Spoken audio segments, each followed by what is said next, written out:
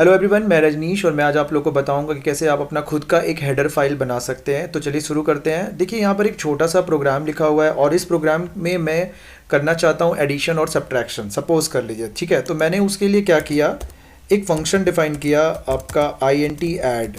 मैं ऐसा आशा करता हूँ कि आप लोगों को फंक्शन का बेसिक कॉन्सेप्ट पता है, ठीक है। तो मैंने यहाँ पर एक फंक्शन डिक्लेयर कर दिया int, int, ठीक है।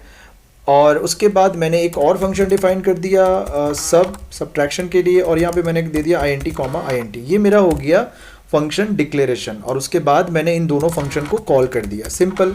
तो कॉल करने के लिए मैंने डिस्प्ले करने के लिए मैंने सी आउट का इस्तेमाल किया, ठीक है। और यहाँ पर मैंने ऐड फंक्शन को कॉल कर दिया, सिंपली मैंने इसके अंदर दो वैल्यू पास कर दिया 10, 10। इससे क्या होगा कि ये मेरा फंक्शन कॉल हो जाएगा, ठीक है। 10 और 10 जो है वो int जो भी वेरिएबल मैंने डिक्लेयर किया है उसके अंदर पास होगा। लेकिन मुझे इस फंक्शन को पहले डिफाइन करना पड़ेगा। तो हम मेन फंक्शन के नीचे जाके यहाँ पे हम लिख देंगे int ऐड, और ऐड के अंदर हमने दो पैरामीटर ले लिया int x, int y। और उसके बाद यहाँ पर मैंने कॉमा की जगह पे डॉट दे दिया है, तो मैं यहाँ पे कॉमा लिख दे रहा हूँ। अब इसके अंदर देखिए मैं सिंपली जाके लिख दूंगा रिटर्न, बहुत ही सिंपल सा कॉन्सेप्ट है, रिटर्न x प्लस वाई। इससे क्या होगा कि x और y दोनों वैल्यू ऐड होगा और यहाँ पर रिटर्न हो जाएगा और इसी जगह पर डिस्प्ले हो जाएगा, ठीक है। तो इसी तरीके से मैं इसे अब कॉपी करके यहाँ पर पेस्ट कर रहा हूँ, और इस यहाँ पर मैं ऐड को हटा के अब मैं यहाँ पे सब्ट्रैक्ट sub को कॉल कर रहा हूँ, और इसके अंदर मैंने 10 कर दिया, और इसे भी हम यहाँ पर डिफाइन कर देते हैं। तो चलिए, इसे बहुत ही सिंपल सा है, यहाँ पे मैंने कॉपी पेस्ट कर दिया और ये ऐड को हटा के मैंने sub दे दिया और x प्लस वाई की जगह x माइनस वाई कर दिया, ठीक है। तो अब ये आपको थोड़ा आना चाहिए। फंक्शन का अगर कॉन्सेप्ट नहीं होगा तो आपको दिक्कत होगा समझने में, और अगर आपको फंक्शन का कॉन्सेप्ट नहीं है तो ये मेरा चैनल है, यहाँ पर ये प्लेलिस्ट है learn in single video for beginners. तो बिगनर्स के लिए इसमें छोटे छोटे वीडियोस बनाए हुए, यहाँ पर जाकर आप एक्सेस कर सकते हैं। C++ का यहाँ पर आपको ट्यूटोरियल मिल जाएगा, ठीक है ना। तो आप देख लीजिएगा यहाँ पे। तो अब मैं एक काम करता हूँ, तो ये मैं इसे रन करा के आपको इसका आउटपुट दिखाता हूँ। तो जैसे हम इसे रन कराएंगे तो ये स्क्रीन पे आपको आउटपुट दिख रहा है, देखिए 20 एंड 10, ठीक है। 10 प्लस 10 जो होगा वो 20 आ जाएगा और 20 माइनस 10 10 आ जाएगा। बहुत ही सिंपल है, ठीक है। अब मैं अपने ये सारे प्रोग्राम को एक हेडर फाइल के अंदर डालना चाहता हूँ। तो हेडर फाइल बनाना देखिए बहुत ही आसान है। मैं यहाँ पर जो काम कर रहा हूँ वो विजुअल स्टूडियो कोड में काम कर रहा हूँ। आप जिस भी IDE में कर रहे हैं वहाँ पर भी आप बिल्कुल इसी तरीके से करिएगा। आप जो करेंट आपका जो वर्किंग फोल्डर है उसी में आप जाइएगा। अब जैसे मैं यहाँ पर प्लस पे क्लिक कर रहा हूँ, न्यू फाइल, ओके। अब मैं यहाँ पे लिख दे रहा हूँ माई हेडर।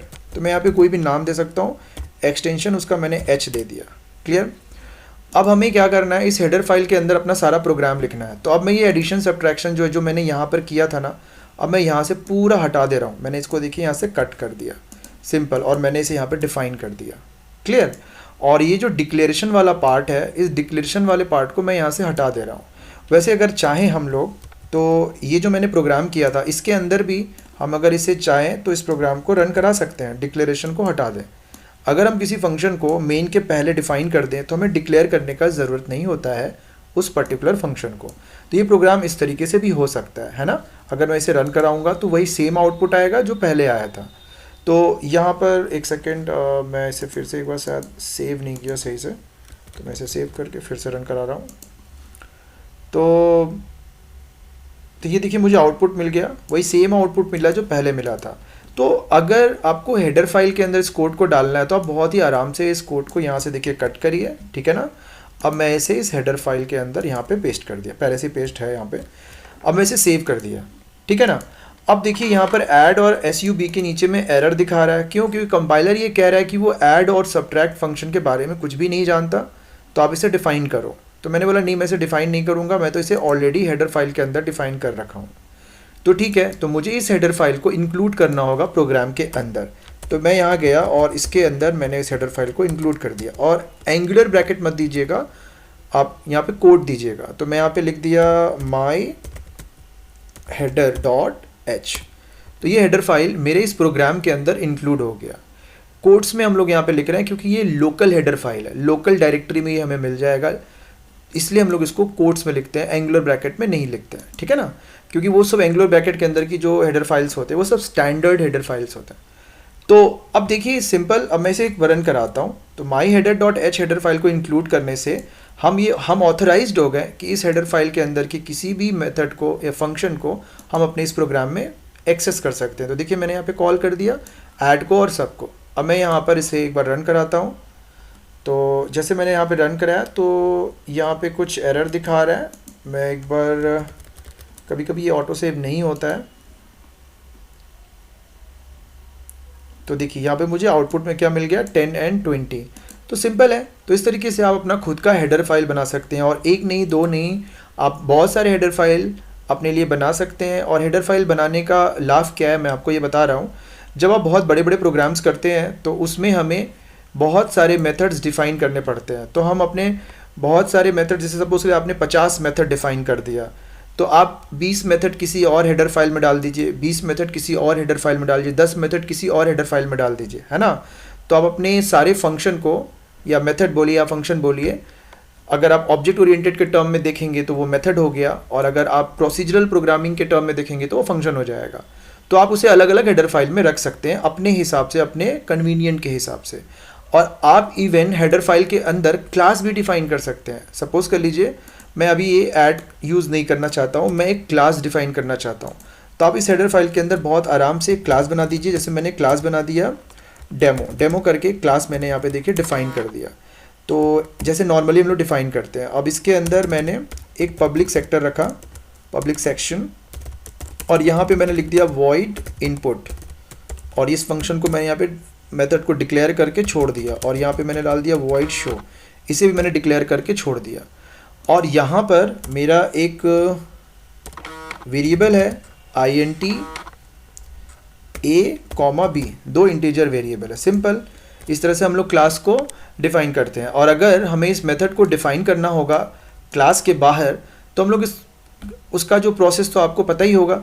मैं ये अज्यूम करके चल रहा हूँ कि एटलीस्ट आपको फंक्शन क्लास के बाहर कैसे मेथड को डिफ़ाइन किया जाता है ये पता है, ठीक है। तो अब देखिए मैं माई हेडर डॉट एच को इंक्लूड कर लिया अपने इस प्रोग्राम के अंदर। इसका मतलब क्या है कि मैं इस क्लास को एक्सेस कर सकता हूँ, मैं इस इनपुट और शो को भी एक्सेस कर सकता हूँ। बट इनपुट और शो को आप डायरेक्टली एक्सेस नहीं कर पाएंगे, मैं बताता हूँ उसे कैसे एक्सेस करना होगा। तो मैं पहले इस मेथड को डिफाइन करता हूँ, मुझे इनपुट को डिफाइन करना है। तो इनपुट का रिटर्न टाइप क्या है, वॉइड। तो हम लोग पहले रिटर्न टाइप लिखते हैं, फिर क्लास का नाम, फिर scope resolution, and then function का नाम, मतलब मेथड का नाम, इनपुट। तो देखिए मैंने यहाँ पे डिफाइन कर लिया। तो आप यही सोच रहे होंगे कि इस प्रोग्राम के अंदर कहीं पे भी इनपुट करके मेथड है नहीं, डिक्लेयर क्लास कहीं है नहीं, तो ये कैसे एक्सेस हो पा रहा है। इसकी वजह से एक्सेस हो पा रहा है। क्यों? क्योंकि मैंने ये जो हैश इंक्लूड माई हेडर डॉट एच किया, उसकी वजह से ये पूरा का पूरा जो कोड है ना, ये कोड एक्चुअली में यहाँ से कॉपी हो रहा है और इसके अंदर पेस्ट हो जा रहा है जब हम इस हेडर फाइल को इंक्लूड कर रहे हैं, ठीक है। तो अब इसके अंदर मुझे क्या करना है, मैं यहाँ पर रन टाइम इनपुट करना चाहता हूँ। तो मैंने यहाँ लिख दिया सी आउट एंटर। तो यहाँ पे मैंने लिख दिया एंटर \n, और फिर मैं यहाँ पे लिखूँगा सी इन ए एंड बी। तो यहाँ पर देखिए ए और बी दोनों एक्सेस हो पा रहा है। तो ये ए और बी क्यों एक्सेस हो पा रहा है? क्यों? क्योंकि ये जो है आपका इस डेमो क्लास का पार्ट है और हम इस हेडर फाइल को myHeader.h को यहाँ पर इंक्लूड कर रहे हैं, ठीक है। तो अब मुझे क्या करना है, मुझे अब शो को डिफाइन करना है। तो शो को डिफाइन करने के लिए हम यहाँ पे क्या करेंगे, वॉइड, फिर स्कोप क्लास का नाम, स्कोप रेजोल्यूशन एंड शो, ठीक है। अब यहाँ पर हम सिंपली जाकर उसे डिस्प्ले कर देंगे \n a and space and b, simple. अब मुझे इसे कॉल करना होगा ना इनपुट और शो को, तो हम आराम से यहाँ पे डेमो का ऑब्जेक्ट बना सकते हैं। यहाँ पे देखिए डेमो ob और ob dot input and ob dot show. तो मैंने आपको यहाँ पर बेसिक बहुत ही सिंपल सा एक एग्जांपल लेके समझाया कि आप अपना हेडर फाइल कैसे बना सकते हैं। तो ये मुझसे पूछ रहा है कि एंटर करो डेटा, मैंने 12 और 23 एंटर किया और ये मुझे रिजल्ट मिल गया। तो इस तरीके से आप इस पर्टिकुलर लेक्चर के बेसिस पे आप अपना खुद का हेडर फाइल आप बना सकते हैं और अपने प्रोग्राम में यूज़ कर सकते हैं। कैसा लगा ये वीडियो आप ज़रूर बताइएगा, क्योंकि यूजिंग नेम स्पेस std आप अपना खुद का कैसे बना सकते हैं, और using name space std use करना एक बैड अप्रोच है कोडिंग के लिए C++ में, ये भी मैं एक्सप्लेन करूँगा। तो ऐसे अच्छे अच्छे वीडियोस के अपडेट्स आपको मिले, ये तभी पॉसिबल है जब आप मेरे चैनल को सब्सक्राइब करेंगे और वीडियो को लाइक करिए, शेयर करिए अगर आपको अच्छा लगता है तो, इससे मुझे मोटिवेशन मिलेगा। आज के इस लेक्चर में इतना ही, मिलते हैं नेक्स्ट लेक्चर में, तब तक के लिए बाय बाय।